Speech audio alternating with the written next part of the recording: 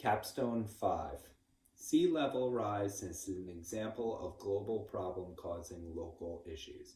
As temperatures rise, it is the polar regions who feel the impacts the most. The change in a degree can mean the difference between water and ice.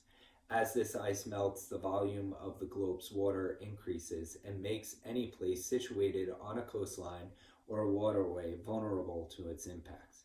Now imagine as water levels are rising while your city is also slowly sinking, a catastrophic combination. Therein lies the problem facing the people of Venice.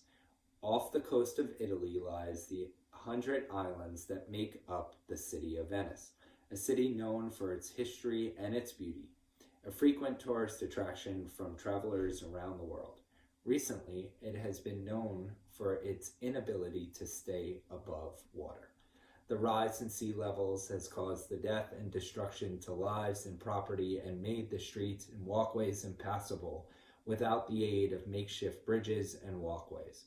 Record flooding in the region has forced engineers to come up with creative solutions before the city is completely destroyed. The MOSE project was developed in the early 2000s to help mitigate the problems Venice was enduring due to rising water levels.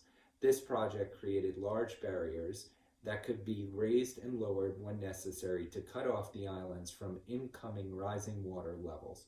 Unfortunately, the project had been held up and wasn't successfully tested until a decade later in 2013.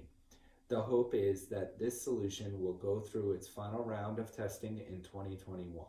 Unless engineers can find a way to block the water and protect Venice, the city will likely face increased days of flooding and the subsequent impacts associated with them. Scientists feel that rising sea levels, along with changes in global weather patterns due to changes in climate, are attributing to the issues Venice is facing. If the engineering innovations being tested in Venice are not successful, is there anything that can stop the city from total submersion?